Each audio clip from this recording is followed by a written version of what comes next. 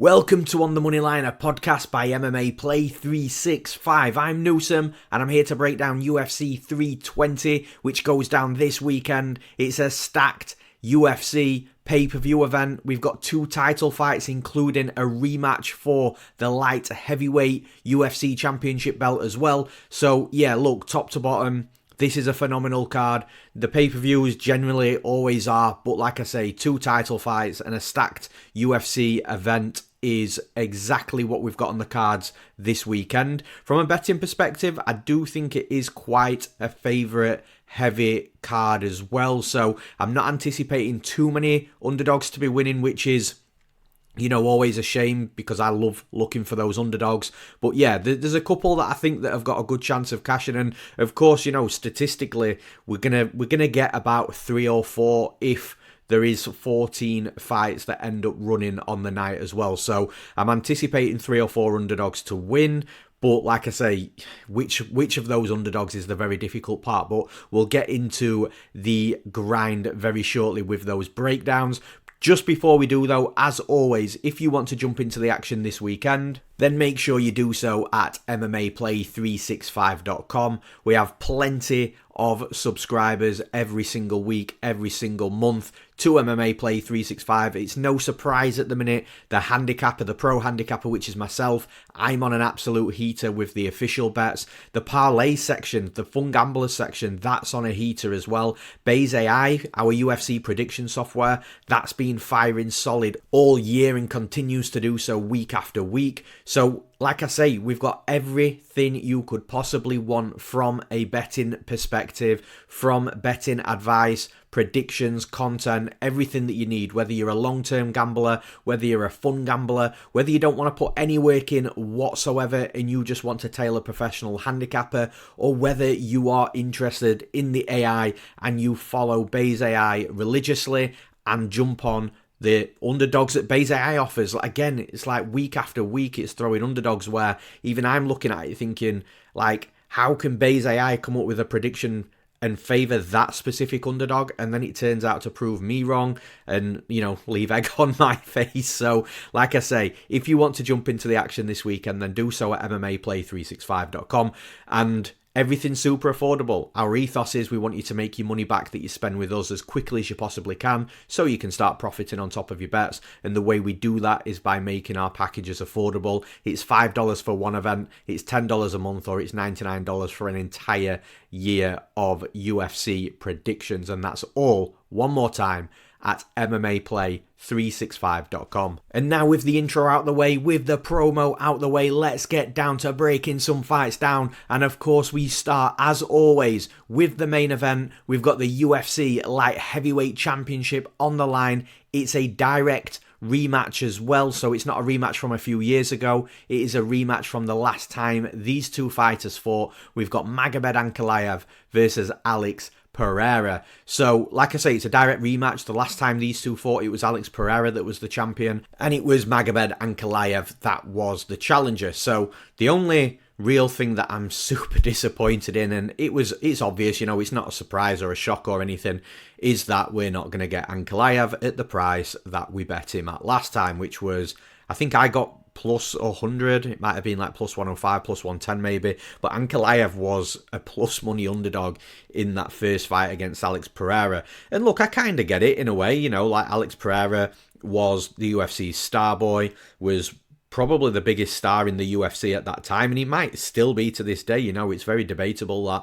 And of course he was performing, he was fighting regularly, knocking everybody out, so, you know, I kind of get that the betting market had to respect Alex Pereira, even though he was fighting, as I've called this for many, many years, the best light heavyweight on planet Earth in Magomed Ankalaev. It's just he needed that championship fight to prove it. He got the championship fight and he proved it. And look, it was a close fight.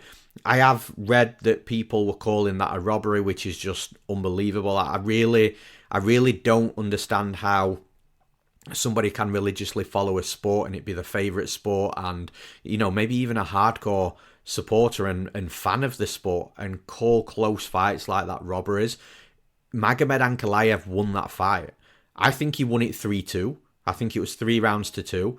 And yes, it was close, but it was decisive. And this is another thing. Like, people, I feel like people think it's a myth, but fights can be close and also be decisive. Like, it was a super competitive fight, definitely. But Ankalaev also, decisively won it. Like, in my opinion, the 3 rounds that he won, he decisively won. Some people were giving him a 4th round. I personally didn't, but like I say, there was a lot of mixed feelings with that first fight. And then, of course, it comes out that Alex Pereira was carrying an injury into the fight, which, look, he may have done, but I believe, knowing fighters and spending a lot of time around fighters, most fighters go into fights with some sort of injury. It's very, I wouldn't say rare, but I don't think it's that common for fighters to go into a fight without something niggling at them. So, yeah, look, for Alex Pereira, maybe there was an injury going on there. And to be honest with you, I kind of did expect a different version of Alex Pereira as well. And what I mean by that is, although I did bet Ankalaev and I was confident Ankalaev was going to win the fight,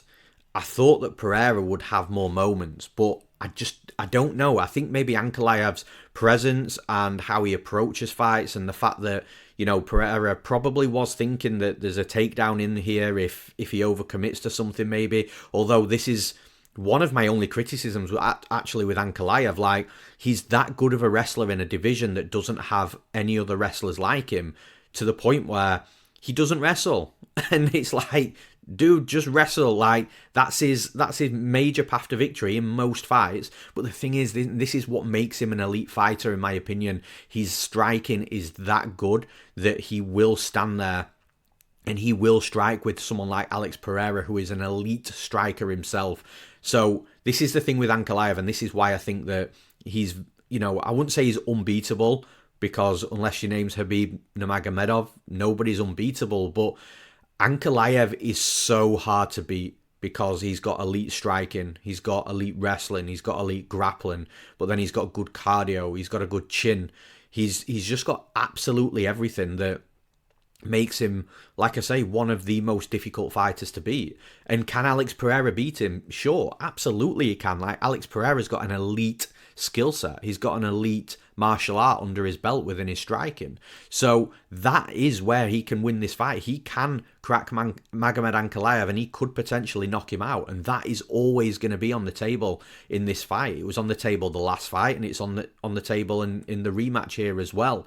But the thing is, like I say, Ankalaev has proven that he can at least match Alex Pereira from a striking perspective. And yeah, maybe Ankalaev does need those moments where he needs to clinch up and, potentially break the flow of any sort of fluidity from the striking perspective coming at him from Alex Pereira. But it's mixed martial arts, and if that's what Ankalaev has to do, just to break things up a little bit, that's what he has to do. But this is a reason why he's such a difficult fighter to beat. And then, like I say, if he does come into this fight and he does decide to wrestle and grapple, then I think he's got Pereira's number there again as well. So yeah, for me, it's a tough one. Like, Alex Pereira, I really like him as a fighter. I think that he's super entertaining. He's always there for the UFC. He's always fighting. Even when he was the champion, he was never hiding and keeping that belt secure, if you like. He was out there, fighting constantly. You've got to respect that. But I just don't think that Ankalaev is going to get beat right now. I think it's maybe one for the future. And of course, he does already have that loss to Paul Craig. But I mean, since that fight, I just don't think Ankalaev is ready to get beaten again. I think he's going to go on a big run in the UFC light heavyweight division, from an undefeated champion perspective. I think that, yes, like I said, Alex Pereira, a win is always on the cards for him because he has that elite skill set in the striking. But we've seen in the last fight, Ankalaev can match that. But then Ankalaev does have more ways to win as well. He can win on the feet. He can win wrestling and grappling. And like I say, he's an elite striker, elite wrestler, elite grappler. He's got seriously good fight IQ, good cardio, good durability. I think Ankalaev's the entire package, and I don't see him getting beaten on Saturday night. So for those reasons, I'm picking Magomed Ankalaev to win this fight and still the UFC light heavyweight champion. And in the next fight, we have our co-main event, and again, it's another UFC championship fight, this time in the bantamweight division. For the bantamweight championship, we have, of course, the bantamweight champion Merab Dvalishvili versus Corey Sandhagen, who is the the challenger for this championship fight.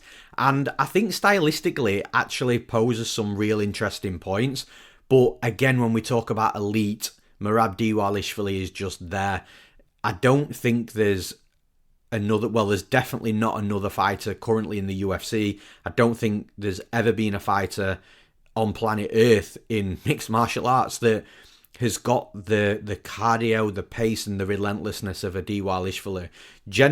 We'll always use that phrase tongue-in-cheek, okay, this guy can fight for 10, 20 rounds if he needs to, but I think Dvalishvili actually could, and he's one of the only fighters that can push that 100% pace and throughout an entire fight and look just the same in round 5 as he did in round 1.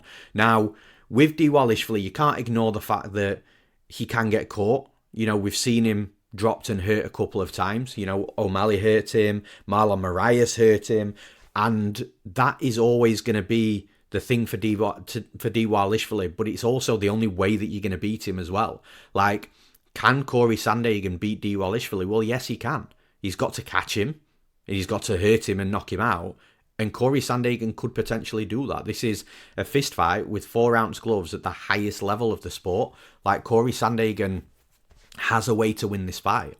It's just when you really break that down, how high of a percentage do you give that probability? And I'm just feeling that it's super, super small. It doesn't mean it's not probable, because it is probable.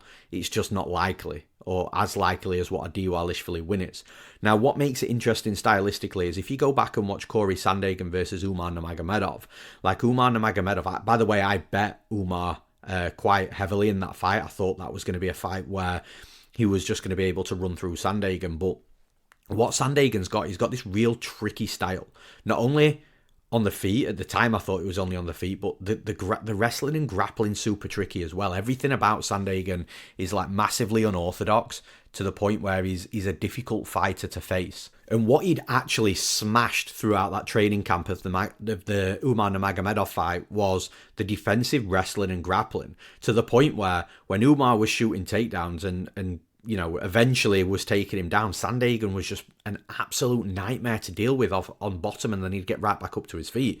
But before Sandhagen was even getting taken down, his sprawl was good. He was locking up front chokes from the sprawl as well, and then getting back up to his feet, using his striking, putting the pressure on Umar. And then what was happening was Umar was slowly starting to be susceptible to that pressure, and it was making him want to wrestle more, because you could see that Umar was just dying to get the takedowns, and he was surprised they couldn't happen, and he was just like, well, I'm going to get you down. And it wasn't until Umar actually bailed a little bit on the takedowns and thought, well, okay, these now aren't working, and I'm probably starting to get tired, and let's use my striking, because I've got elite striking as well. So that's what Umar Nurmagomedov did, and then once he actually started sort of bailing on the takedown game plan and started actually striking with Sandhagen, that's what actually led to Umar Nurmagomedov winning the fight, because he was slowly starting to feel his way in from a kickboxing perspective.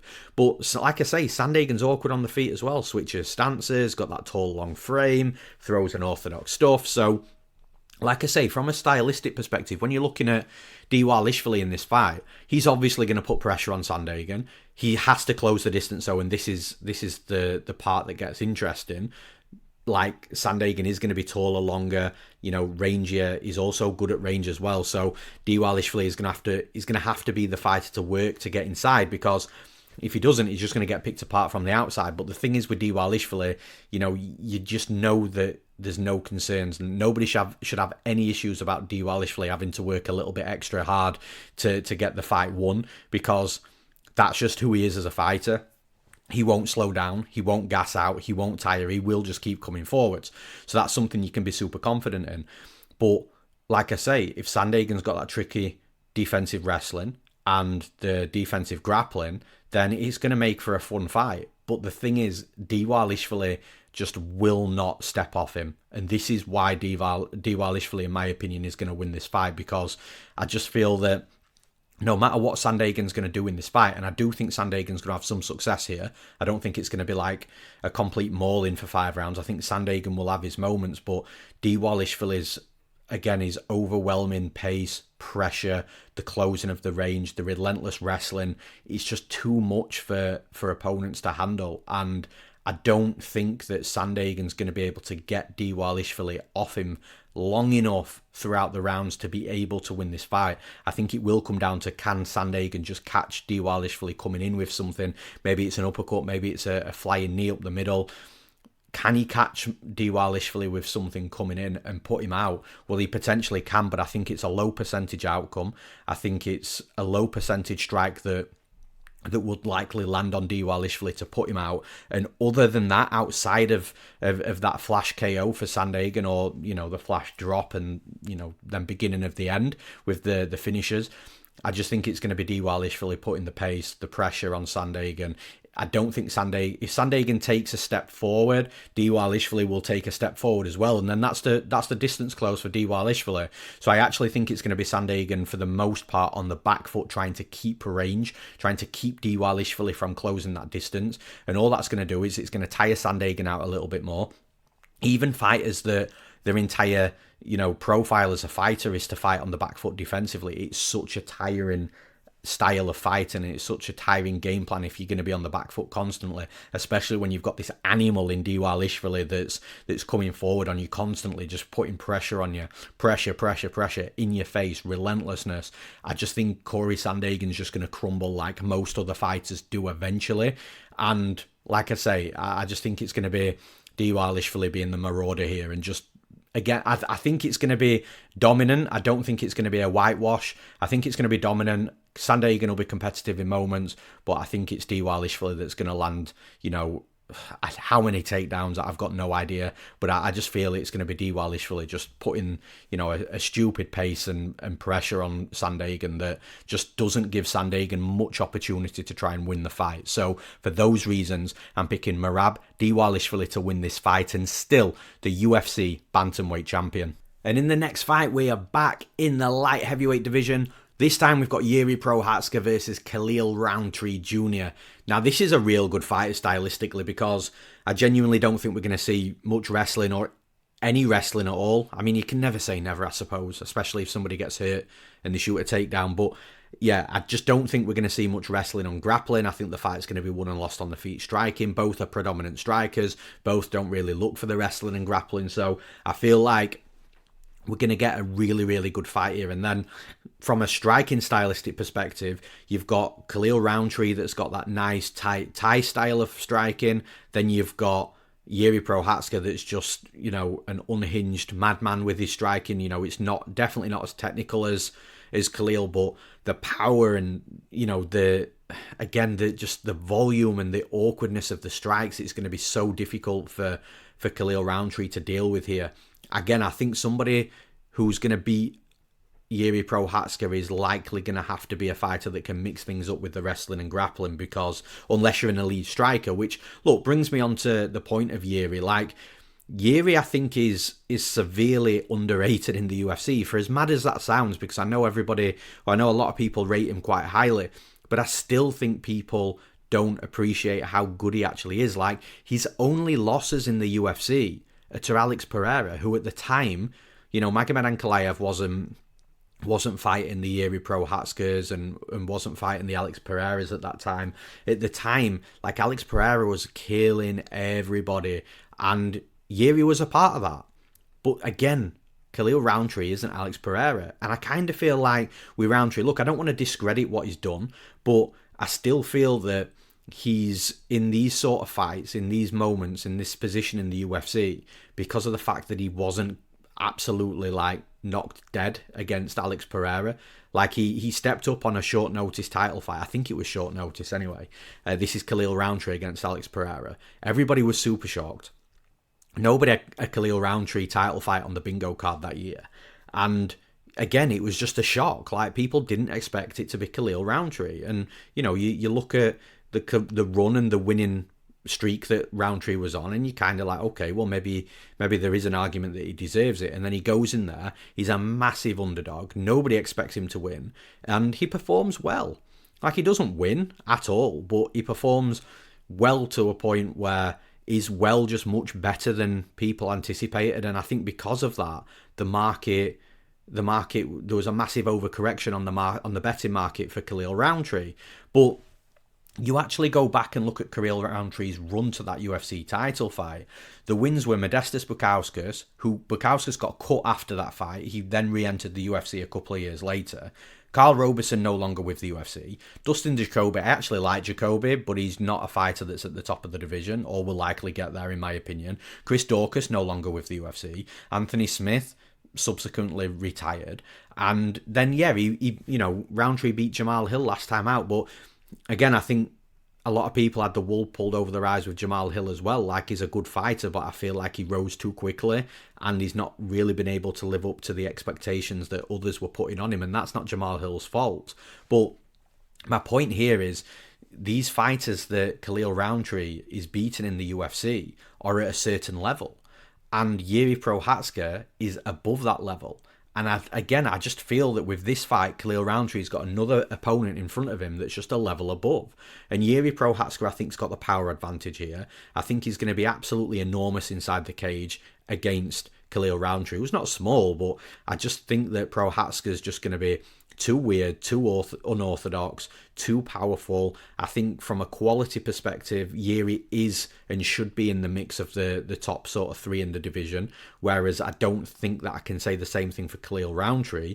And although Rountree is always going to have an opportunity or have opportunities in striking fights because he's got power and because he is quite explosive, we've seen Prochazka apart from the Pereira fights, he just finds ways to win fights. Like, Rakic was absolutely chewing that leg up of Jiri Prochazka. He found a way to win that fight. I thought he was going to be completely done. Like, those legs looked absolutely toast against Rakic, but he found a way to win. Then you go to the title fight against Glover Teixeira. He was down. I bet Glover Teixeira in that fight. Jiri Prochazka was about to lose that fight in the 5th round, but he found a way to win. And the finding a way to win was a submission on Glover Teixeira. Prochazka's not known for his submission game. He found a submission on Glover Teixeira, who was the one submitting everybody else.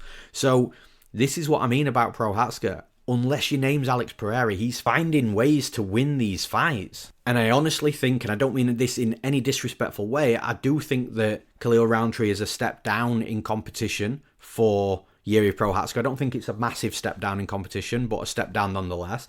And I think even if it gets tough for Jiri Prochazka in there, which it might do, because like I say, in a striking fight, Khalil Rountree is always going to be competitive and he's always going to have his moments. So Jiri Prochazka's got to mind his P's and Q's and keep those hands up. But I just feel that even if Khalil Rountree has those scary moments, Prochazka will find a way to win this fight like he does in every other fight where he's not fighting somebody called Alex Pereira. So yeah, I think that Prochazka is going to get this fight done. I think he could potentially hurt Rountree and knock him out. If he doesn't knock him out and it goes 3 rounds, then I could definitely see Prochazka taking 2 rounds out of the 3 at minimum. So for those reasons, I'm picking Jiri Prochazka to win this fight. And in the next fight, in the featherweight division, we've got Josh Emmett versus Youssef Zalal. Now, when I spoke about this being a favourite heavy card in the introduction to the podcast, and there was a couple of underdogs that I am giving a chance of winning this fight, well, this is one of them. We've got Josh Emmett as a sizable underdog over the last, X amount of years. Anybody that's followed me, listened to these predictions, the podcast week in, week out, you will know how much I like Josh Emmett. He is a fighter that will always give you a chance of winning. The hardest hitter in the division, debatably with the current champion Ilia Topuria. That'll be the only fight I'll have that debate with anybody with of who actually hits harder. But yeah, coming back to it, look, Emmett is the underdog in this fight, and it's not anything new for Emmett. He's been an underdog in the majority of his fights in the UFC. I've cashed him so many times as an underdog when everybody's writing him off. Now, against Youssef Zalal, look, if I'm being totally honest, right, I'm not surprised that, I'm making out that the line should be like a pick'em, but no, look, I'm not surprised that Zalal is an underdog, is the favourite here. Of course I'm not surprised. But what I am surprised about is how big of a favourite Youssef Zalal is. Like, Josh Emmett's sitting at like plus 330 in some spots, and you just think to yourself, look, yes, Zalal's younger, he's in his prime years. He's on a win streak. He's starting to look very, very good, and the rise and the surge to the top of the division is on for Zalal. But also at the top of the division, or in and around that mix, is Josh Emmett. So it's almost like the form is what's pushing the line to be so wide here, and I feel like Josh Emmett should not be a plus 300 underdog against Youssef Zalal. I think Emmett should be a plus 300 underdog against an Ilia Topuria, an Alexander Volkanovski, maybe a Diego Lopez as well, a Yair Rodriguez. He shouldn't be a plus 300 underdog against Youssef Zalal. And that's not to say that Zalal can't look like a plus 300 underdog here, and I get my teeth in. That's not saying Zalal can't look like a big favourite in this fight. You know, we might be looking post-fight and thinking, okay, well, yeah, Zalal did cover his betting line here, but like pre-fight, Emmett is so live in every single fight he fights. And actually, they've got a common opponent, and that common opponent is Ilia Topuria. And actually, both of these fighters are the only fighters that Topuria hasn't finished in the UFC.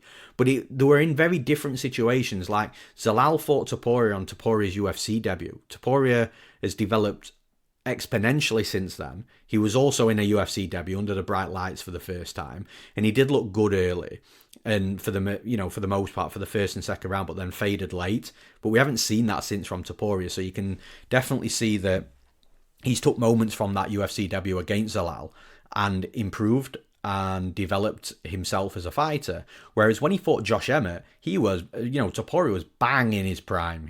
That was his title run, official title run. And Emmett, again, had some moments against Topuria.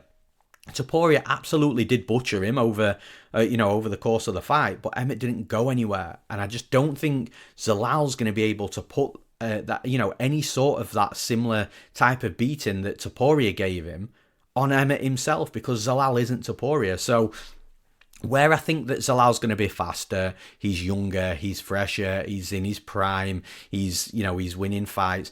Emmett just never counts himself out. He's got insane power. He's got good technical striking. He can wrestle and grapple as well. He's been in there with the best of the best in the division for many years. And I just think that, look, when you're looking at plus 300 underdogs that might be able to win fights inside the cage in the UFC, well, Emmett against Zalal is that situation. So, like I say, Zalal should rightfully be the favourite. I'm not going to dispute that. But when you look at how wide the line is, Emmett shouldn't be a plus 300 underdog against Youssef Zalal. I think the line is way too wide. It's gone way too far. And because of that, there holds a lot of value there. And look, from a straight pick and prediction perspective, normally I would say, yeah, I'm going to pick Zalal, but if you bet in this fight, go for Josh Emmett. No, I'm actually gonna pick Josh Emmett to win this fight, and it might be a surprise to some people, but I think when it comes to live underdogs, Emmett's a live underdog, and for those reasons, I'm picking Josh Emmett to win this fight. And in the next fight, we've got Joe Pyfer versus Abus Magomedov. Now, these are two fighters that I really like. Joe Pyfer is clearly a fighter that was always going to surge to the top of the division, but he was a fighter that, again, just like most other fighters that surge to the top of the division in the UFC, you're going to face that one setback when you're a massive favourite, or a reasonably sized favourite against a fighter that's an experienced UFC vet that you probably shouldn't be a favourite against, but the hype is pushing the betting market into making you that favourite, and you fight over 5 rounds and you get found out. But then you come back after that fight, you go on your surge, and that's the surge to the top of the UFC. So that's kind of the story with what happens with these young hyped fighters. And the thing is, if Joe Pyfer hadn't had that fight yet, which he has against Jakub, that was his fight when he was, a big a big favourite, where, the underdog shone through and it was over 5 rounds, and it was against, again, Jakub, who was an experienced UFC fighter that gave him that UFC experienced lesson. And, Joe Pyfer's had that fight now, but if he hadn't, maybe I'd be looking at this fight a little bit differently. But Joe Pyfer's had that fight now, and Abus Magomedov, he's fought some good fighters as well. He's a fighter that I like. I've cashed on him numerous times. Abus Magomedov's got that style that I like to bet on. But here against Joe Pyfer, I think Magomedov could potentially get run through here. And the reason that I say that is I'm just not sure if Magomedov is better than Pyfer anywhere. And I don't think there's a massive edge, by the way. I'm not saying Pyfer's levels above Magomedov or anything like that, because that's not true. But when you analyse the individual disciplines, or the individual areas within MMA, shall we say, Joe Pyfer, in my opinion, is the better striker. The better wrestler, I think, is probably Joe Pyfer as well. And Pyfer's definitely the better grappler. Then when you look at durability, well, I think Pyfer's more durable. Then when you look at power, I think Pyfer's got the power edge. And then when you look at fight IQ, I think Pyfer's definitely got the better fight IQ, although that's close.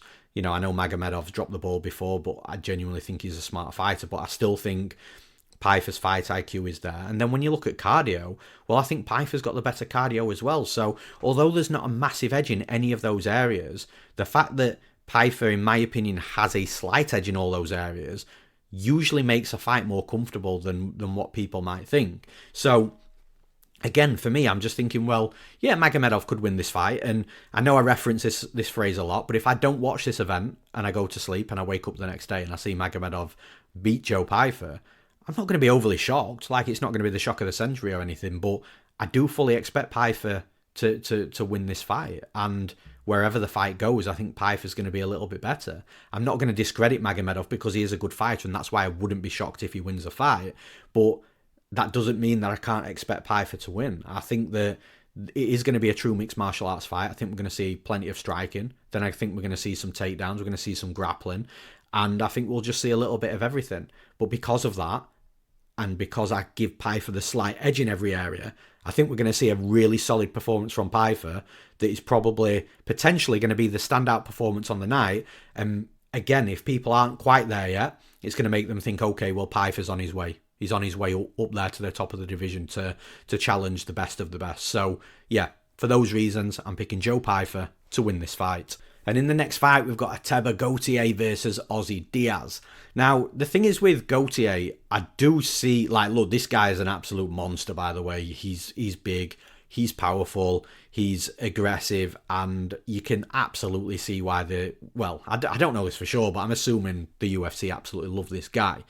And matched in the right way, he's going to go on a win streak here, and then at some point he's going to get tested back with that wrestling and grappling. So you go back to the Contender Series fight, and he was very susceptible to getting taken down. And once he got taken down in that first round, he didn't really look like he knew how to get back up to his feet against a fighter that did look to be a good heavy blanket on top, and comfortably lost the round that he got taken down in. So it's huge red flags for someone like Gautier. But then in the second round, defended a takedown and just absolutely mauled the guy, knocked him out. So Gautier is an absolute monster, a physical specimen on the feet, and he's going to be very imposing for a lot of opponents.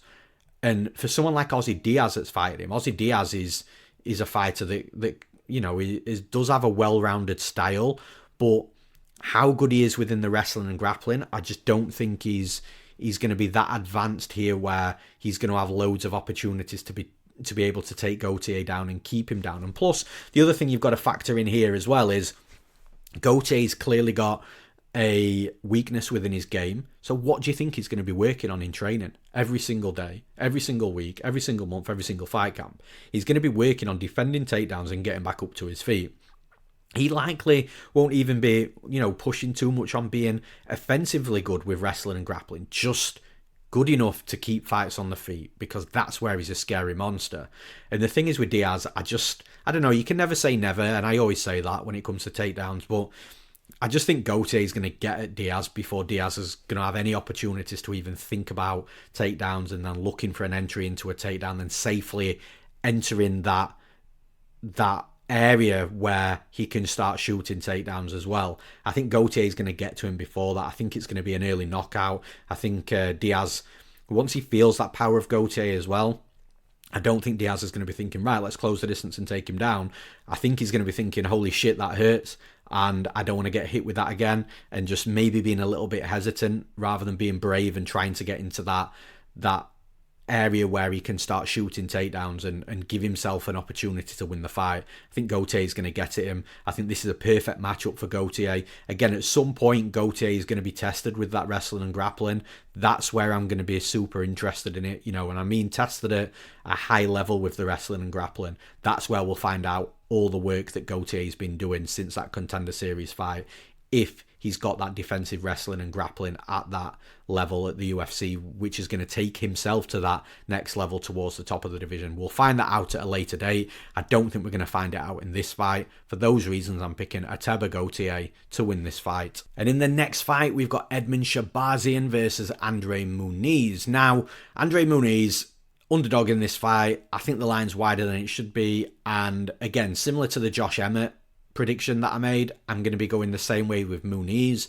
As I said in the start and in the introduction of this podcast, I don't think there's too many underdogs that I do like, from a pre-fight perspective. I am, like I say, anticipating 3 or 4 on the card win because we've got 14 fights. Statistically, 3 or 4 are likely going to win on the night. It's just which 3 or 4. But from a pre-fight perspective, I think Muniz is another one of these live underdogs. Now, with Edmen Shahbazyan, I think Shahbazyan is turning a corner, and you've got to remember the dude's only 27. Like, he just feels I'm sure he came to the UFC when he was 21, 22.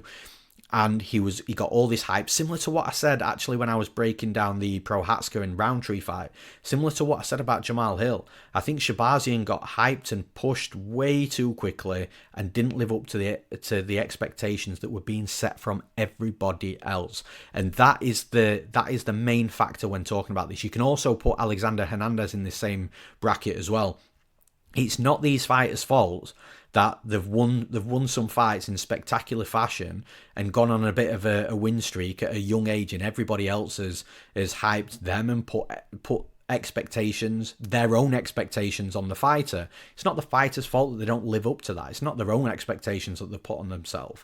Like, they've just, again, I know this sounds weird, but sometimes you can win fights that you probably wish that you'd not had won later down the line. Like, for example, when Alexander Hernandez came in and knocked out Beneil Dariush, that might be one of the worst things that ever happened to Alexander Hernandez. Because, again, from that moment, everybody expected him to become a champion within the next 18 months. It's just, it's sometimes unfortunate. And look, Shahbazyan went through that as well. But I do think Shahbazyan's starting to turn a corner. So where I'm not saying that, okay, well, Andre Muniz is going to run through Shahbazyan. I'm not saying that. I'm just saying Muniz is live, and I'll explain what I mean by that shortly. But with Shahbazyan's got a massive path to victory here. He's younger, he's faster, he's fitter, he hits harder, and Muniz is got every possibility of being absolutely sparked out in this fight. From a striking perspective, Shahbazyan's levels ahead of Muniz. Levels.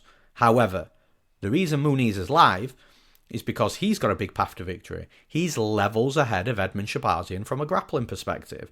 If Muniz can get Shahbazyan down, Shahbazyan is going to have an absolute nightmare of a time on the mat with Muniz. Muniz, like I say, is much more advanced from a grappling perspective. He's a heavy blanket on top as well. He's one of them where Shahbazyan won't just lay there. He'll try and get on a hip and try and make his way back up to his feet. But in doing so, Muniz is so tricky at finding little openings and gaps that opponents are leaving him that they don't know that they're leaving him. And then Muniz can start looking for submission opportunities or start reworking the grappling to keep them from standing back up. And I just feel that this is a fight that has got levels in it from either side. Shahbazyan's a level above with the striking. Muniz is a level above, or is multiple levels above with the grappling. And then when you look at what the biggest gap in skill is, well, it's a tough one because Shahbazyan is massively ahead of Muniz from a striking perspective. But if I'm stripping it back a little bit and I look at it in a different way and think, well, which one is more likely going to match their opponent within their weakness to the opponent's strength? Well, I think Muniz is more likely to match Shahbazyan from a striking perspective than I think Shahbazyan is from a grappling perspective with Muniz, because that level difference is crazy. So this is where I'm giving Muniz has got a massive path to victory and he's a sizable underdog. And it's that simple. So when it comes to this podcast, it's a betting prediction podcast. And we have an underdog that's so wide that I think should be much shorter. And again, just like I said with Zalal and Emmett, I do agree with Shahbazyan being the favourite here. I don't think there's any way that you cannot make Shahbazyan the favourite. Because if he is the underdog, everybody absolutely slams money on him, including myself. And then Shahbazyan turns into the favourite. So there's no way Shahbazyan could be an underdog. But when you're looking at live underdogs with an absolute path to victory, Andre Muniz is there. So from a straight pick and prediction perspective, I'm going to side with the value, and I'm picking Andre Muniz to win this fight. And in the next fight, we've got Farid Basharat versus Chris Gutierrez. Now, Chris Gutierrez is a big underdog in this fight as well. And actually, when I looked at the line, I thought, okay, well, Chris Gutierrez is definitely going to be live as a plus money underdog. He's a good striker, solid striker, one of the best leg kicks currently in the UFC, real good leg kick game, will take his opponent's legs out with not too many shots, and the leg kick game is one that I rate very, very highly. And look, when I'm coaching striking, I always drill calf kicks, because look, you can hurt somebody with a punch, rock them, daze them, drop them, but fighters can recover from that. When your leg and your calf is shut down, don't recover from that. I rate that. I put such a high stock into any fighter that can lay hard low kicks and destroy the legs of their opponents. And Gutierrez is one of those fighters. However, when I started diving deeper into this fight, this is when I started to flip on the side of Basharat, because for as good as Gutierrez is with that leg kick game, you need fights to stay standing to be able to kick somebody in the leg. And Farid Basharat is one of these fighters that you can just absolutely trust to shoot takedowns and get a high volume of takedowns in his fights. And the high volume sometimes comes from the fact that he doesn't keep his opponents down, but he does have good topside grappling as well. It's just, like I say, at this level in the UFC, you can't just bank on fighters not being able to get back up to the feet. And Gutierrez is definitely one of those fighters that I think could get up once or twice. But the thing is with Basharat, is I do think he'll keep coming forward. I do think he'll keep the wrestling pressure going. He's a fighter that, again, look, watch in this fight, he'll come in here and he'll not shoot a takedown and lose by low kicks. You know, the script's already been read on the opposite of what I'm saying. But look, like I say, from a pre-fight perspective, Basharat's a fighter that's got good technical striking that has absolutely drilled his game to strike into the takedowns, get takedowns on his opponents, start tiring them out, start wearing them out. His wrestling's very good. It's very smothering. And I do think that Gutierrez is going to get off on some shot. Every fight and every round will start standing. So Chris Gutierrez will give himself chances and opportunities to be able to hit the leg of Basharat. But I genuinely feel that if Chris Gutierrez does anything other than leg kick here, this fight's going to slip away from him very quickly. And even with the leg kicks, I think he's probably got a very short window of opportunity to hurt Basharat's calf and Basharat's leg with his own calf kicks.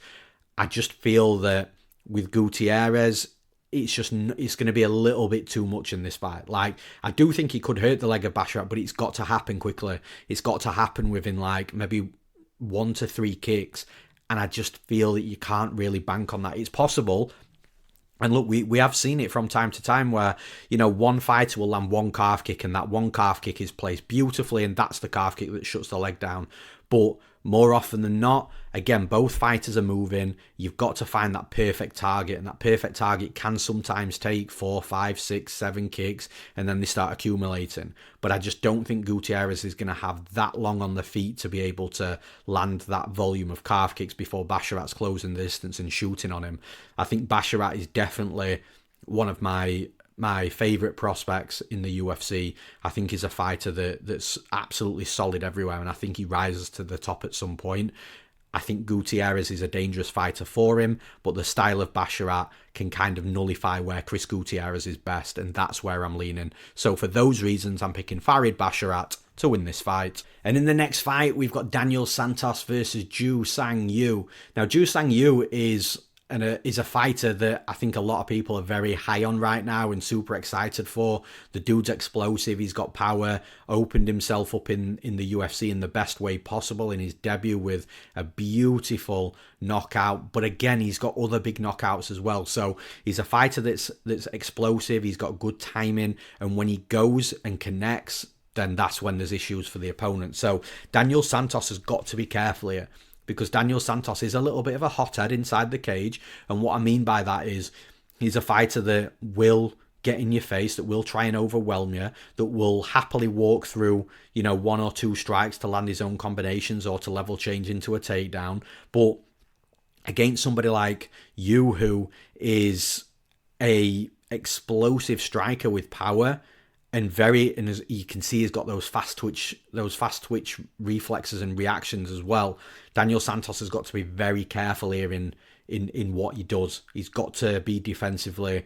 He's got to have, the defense on his mind. Like, I know he likes to attack. I know he likes to be aggressive and be, he likes to be the front runner, but he's got to be defensively solid as well. Otherwise, Santos is going to get knocked out here and lose. But this is where I'm very interested to see what Ju Sang Yu's takedown defense and grappling defense is like. Because what Daniel Santos is showing in his last few fights is that he does have that wrestling game plan, and he will come in against a striker, shoot takedowns, and look good on top of them. And the thing is with Ju Sang Yu, we just haven't seen him too much on his back or defending the takedowns, and then obviously getting back up off his feet if he is taken down, especially against somebody at the UFC level like Daniel Santos is. So this is where I kind of agree with the betting line. Like, Ju Sang Yu, again, when it comes to underdogs, yeah, he's a live underdog, but the thing is, how live is he going to be if Daniel Santos does get the wrestling going and Yu doesn't have an answer for the takedowns and can't get back up to his feet? Because in that scenario, Daniel Santos is going to look like he should be a minus 300 favourite. And he's not. He's like minus 120, minus 125. And that's where I kind of agree with it, because there's some unknowns on the defensive side of Ju Sang Yu, which I've just mentioned. And Daniel Santos, the weakness of, or I wouldn't even say the weakness, but the unknowns on the side of Ju Sang Yu is where Daniel Santos is good, which keeps the betting line low. So although Yu is a live underdog, Daniel Santos could potentially look like he should be a massive favourite here when he's actually a very slight favourite. And Daniel Santos is the one with the UFC experience. He's got a good team around him as well.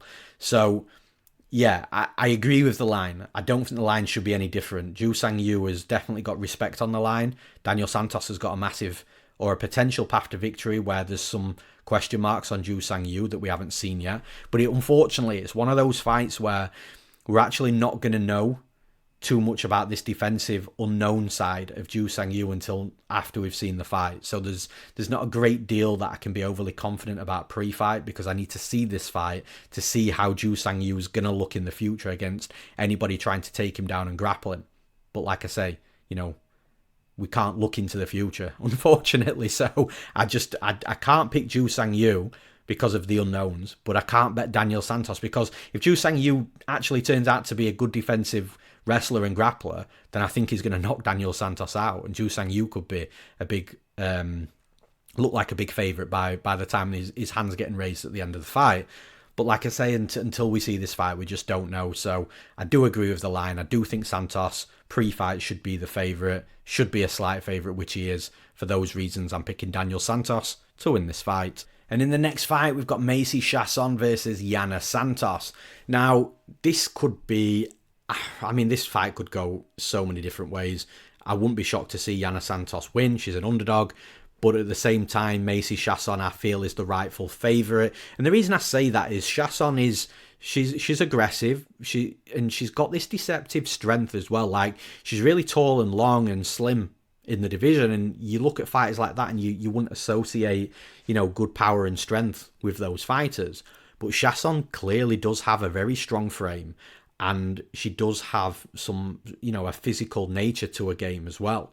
And the thing is with Yana Santos, like, Santos will be in these fights where there's a lot, clinch heavy fights. There's a lot of clinch work going on against the cage, battling for underhooks, changing positions against the cage. 1 minute her back's on the cage, next minute she turns her opponent, then her opponent turns her back. And there's these big clinch moments or sort of clinch moments, longevity in these clinch moments in her UFC fights.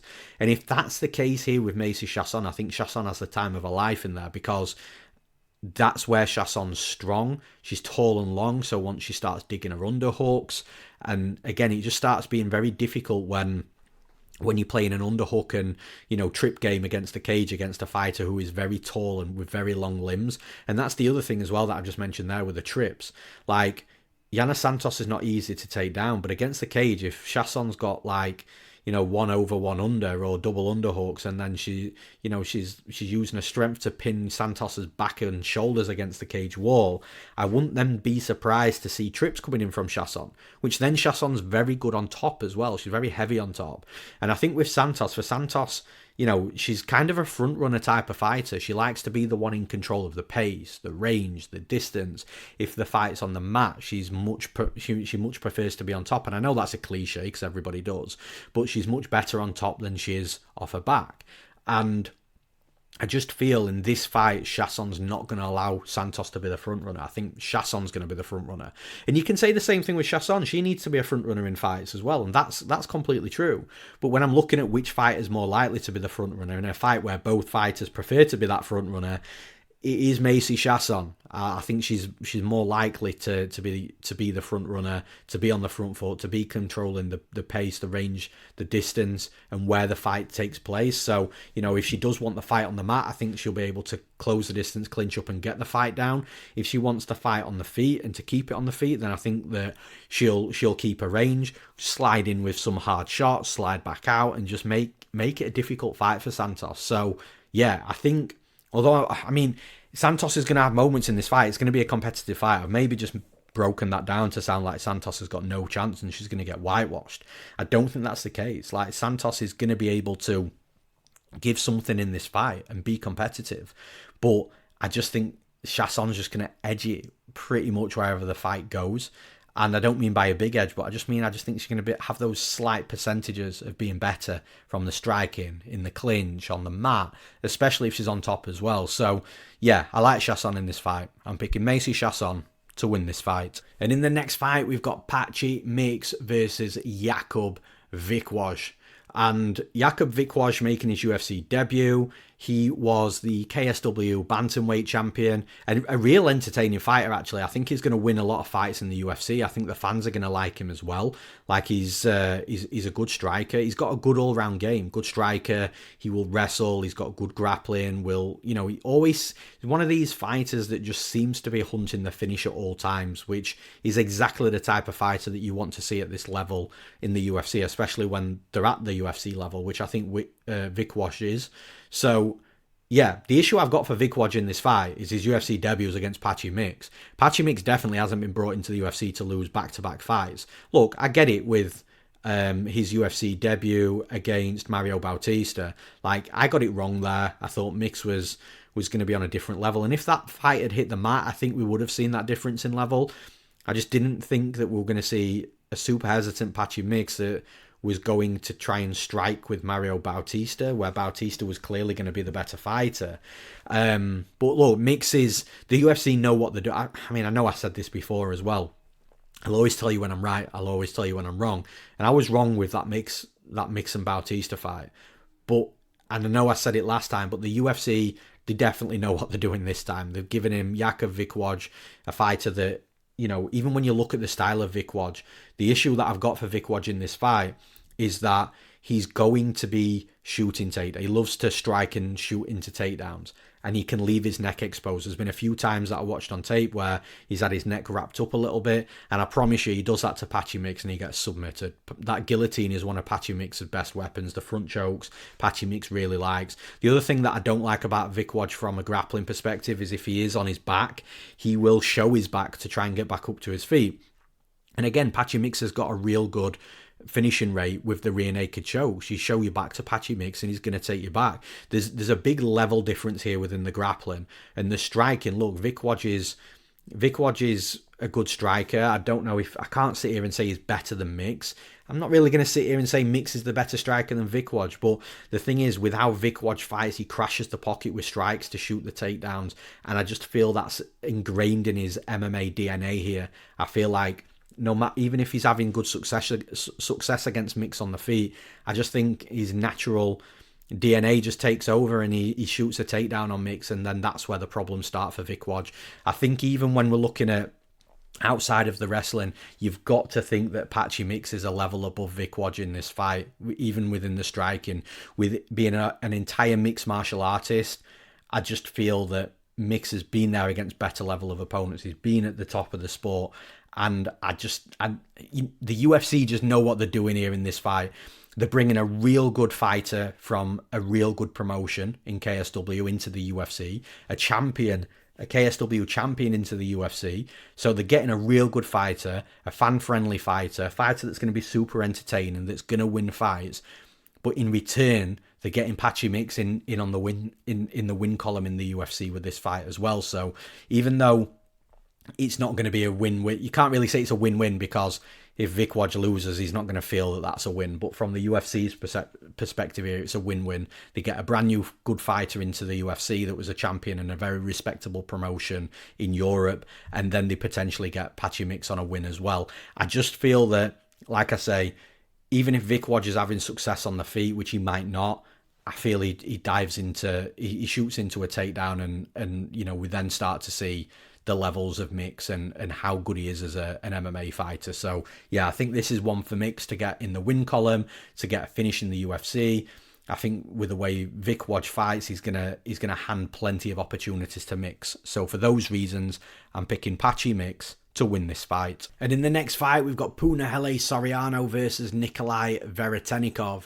Now, Soriano's a fighter that, again, he's come over that hype hurdle, is what I'm going to call it, where he was super hyped coming into the UFC. He was this big power puncher that had power, but then he was like a standout wrestler as well. And, definitely a fighter that had all these tools, but just didn't quite get going. And now he has sort of got over that hype hurdle, and he's starting to get going now, coming off back-to-back wins. Then you've got Nikolai Veretennikov, who is a fighter that's actually pretty tough. But again, when we're looking at and talking about front runners, Veretennikov just has to be the front runner in fights. If he's the one on the back foot, if he's the one that's having to fight off the back foot, moving backwards, defend rather than pushing forwards and being aggressive and being a bit of a bully himself, he does really struggle. And the thing is with Veretennikov, what I don't like here in this specific fight with Soriano is Veretennikov, again, when it comes to the wrestling and grappling, when he's the one on the offense, then that's great. And when I say offense, I mean the offensive, not against the cage wall. So when Veretennikov is the one shooting the takedowns, when he's the one on top, he can be very good and very, overwhelming in those areas. But the thing is, he can be got at very, very, I wouldn't say easily, but he can be very got at from a defensive perspective there. We saw Michael Morales hit 4 takedowns against him. You can maybe pass that off as Michael Morales being a beast. But then you've got Austin Vanderford that scored 2 takedowns against him. Veretennikov didn't look like he could get back up to his feet. And then Francisco Prado last time out got him down 3 times as well. So when you're looking at Soriano, who is, again, like I've already mentioned, that standout wrestler, then Soriano could potentially have a lot of success here against Veretennikov. Now, your argument to Soriano shooting takedowns will be, well, when he's done this in the past and gone too heavy on the wrestling heavy game plan, then he's tired out very quickly, gassed out, and then lost fights because of it. But the thing is, I just don't know whether there's going to be much resistance from Veretennikov to the point where Soriano's having to chain wrestle, he's having to shoot 3 or 4 different takedowns just to get one. I think Soriano could potentially get takedowns here with minimal work. I think on top, Soriano could do good work on top grappling, again, without expending too much energy. So I think Soriano's got a good stylistic path to victory here and be able to achieve it without expending too much energy. Now, if I'm wrong, and Soriano does start wrestling and Veretennikov actually does use his strength and does start resisting on the takedowns and makes Soriano work, then maybe later in the fight this becomes a different story. And on the feet striking, I think that Soriano's got the knockout power here. But again, you don't really want to be spending too much time striking with Veretennikov. Veretennikov is aggressive. He can be dangerous himself as well. I think the path to victory here is for Soriano is to get the fight down to the mat, where Veretennikov can be got at from that defensive wrestling perspective, and then he can struggle to get back up to his feet. I think Soriano's got a solid path to victory here, but even if the fight does play out on the feet, Soriano could potentially knock him out as well, because he's a good boxer, he's a good striker, and he's got power. He's finding his form right now. He's got over that hype hurdle, and he's starting to put it together really well. And I'm liking what I'm seeing from Soriano. Whereas Veretennikov, like I say, he's got to be a front runner in fights if he's going to have the success that he wants to have. And I just think that Soriano won't allow him to be that front runner. Because if Veretennikov closes the distance on Soriano, I think Soriano will look to hit him with something hard and knock him out.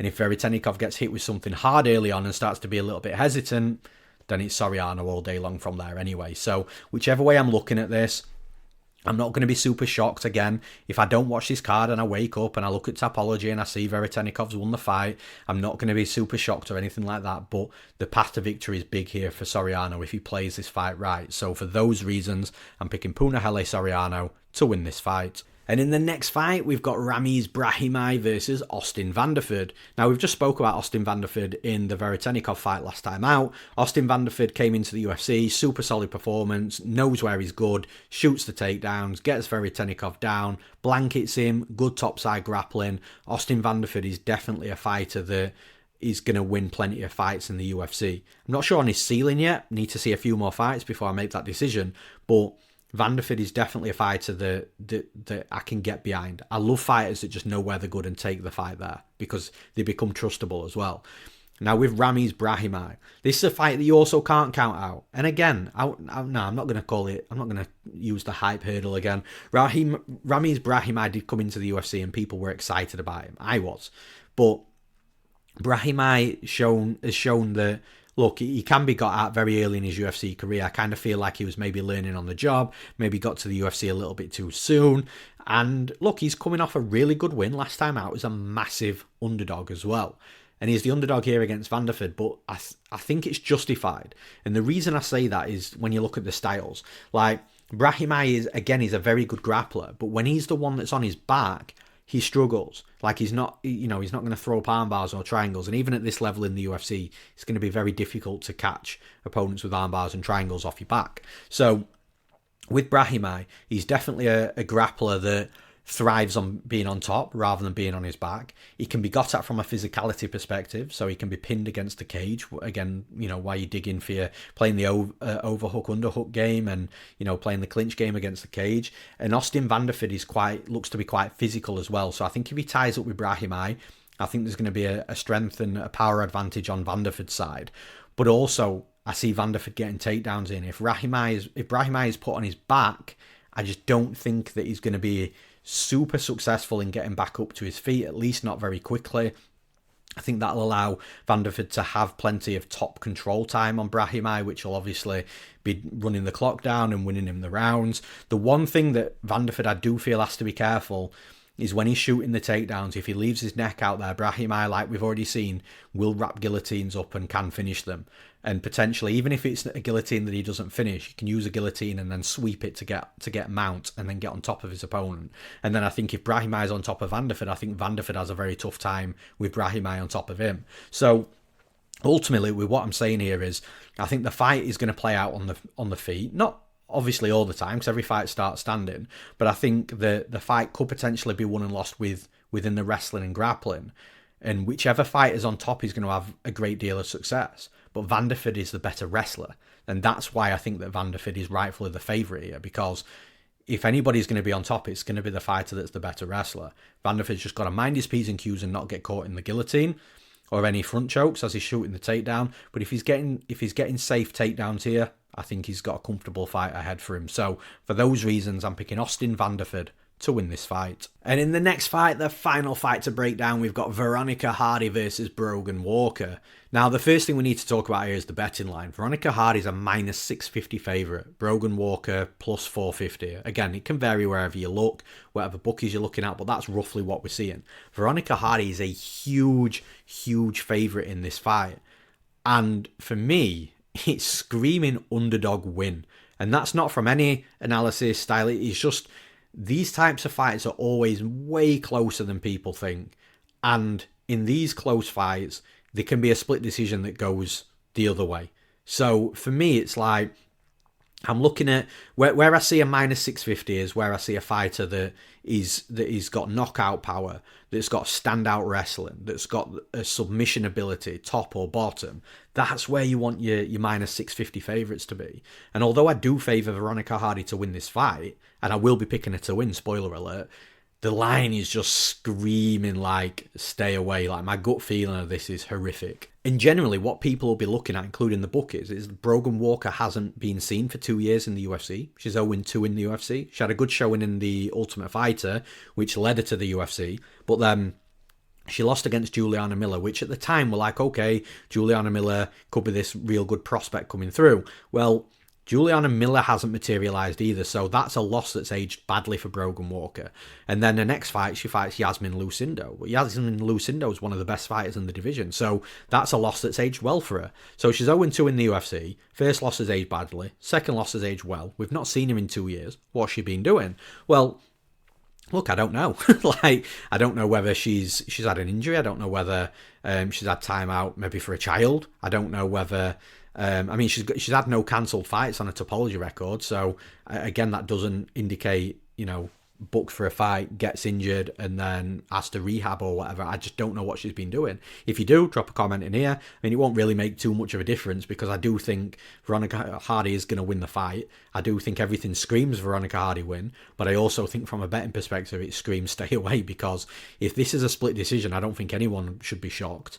But yeah, what's Brogan Walker been doing while she's away? If she's actually been developing and working on a game and improving for 2 years, then fair play to her for taking 2 years out to do that when she's signed to the UFC.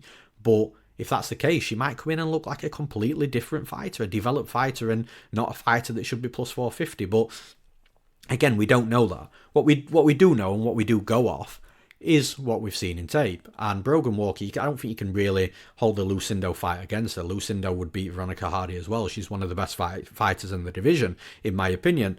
But the Juliana Miller fight, like, Miller did get the better of Walker. And, Veronica Hardy's fought Juliana Miller as well. And Veronica Hardy's has got a very similar style. Fast, awkward movement, tricky grappling, in and out striking. Like, Hardy and Miller are actually quite similar in regards to sort of size and frame and how they operate inside the cage. Just Hardy operates on a bigger level, and maybe that's another reason why the line's inflated here. So I am anticipating a Veronica Hardy win, and you have to pick Veronica Hardy to win. I think when you're looking at the striking, it's close, but Hardy's technically better. I think Brogan Walker's maybe going to be a bit more physical in this fight, but is she going to just get a hold of Hardy and just like nullify Hardy's tools and grind against the cage for 3 rounds? I just don't think that's going to happen. I think Hardy's the better technical striker. I think if the fight hits the mat, Hardy's going to be the trickier grappler as well. I think if Hardy can get on top of Walker, that's going to be where Hardy's a real problem for Walker. But like I say, it's the line is just completely scary.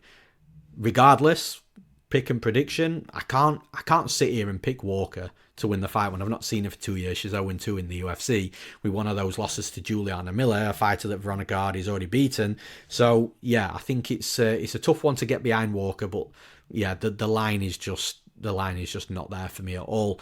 For those reasons, I'm picking Veronica Hardy to win this fight. And that's all for this episode of the podcast. As always, thank you for everybody tuning in and listening. If you're on one of the podcast platforms like Spotify, Apple Music, Amazon Podcasts, whatever they're called, wherever you're on, please come on to YouTube, which is youtube.com/MMA Play 365. YouTube really helps the channel, helps us grow. If you're on YouTube, please subscribe if you haven't already. It's free to do, doesn't cost you a penny.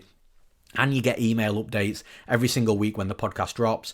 And also like the video. That helps the algorithms. Also comment as well. It is myself that does get back to all the comments on YouTube. Very busy with other aspects of the sport, but I always try and make the time to come back to anybody. So tell me who your favourite underdog is in a card that I don't think many underdogs are going to win, even though statistically that tells me I'm wrong.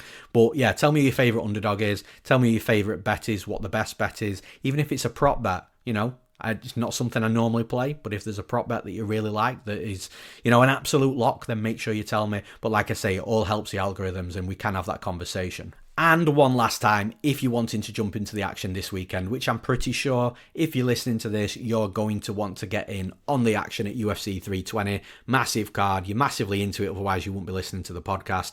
Make sure you go to MMAplay365.com. We're on an absolute heater. Myself, being the pro handicapper, is on a massive heater at the minute as well. Baze AI is been on a massive heater all year. So everything is absolutely firing from all cylinders from a winning perspective at MMA Play 365 right now. And everything's super affordable. It's $5 for one event, $10 a month, or $99 for an entire year. Super value in all those prices. And what that also allows you to do is make that money back that you spend with us as quickly as you possibly can, so you can then start profiting on top of your bets. So again, if you're jumping into the action, hit up MMA Play 365. And that is, one last time, MMAplay365.com. I'm Newsom. Thanks for listening. I'll see you again next week.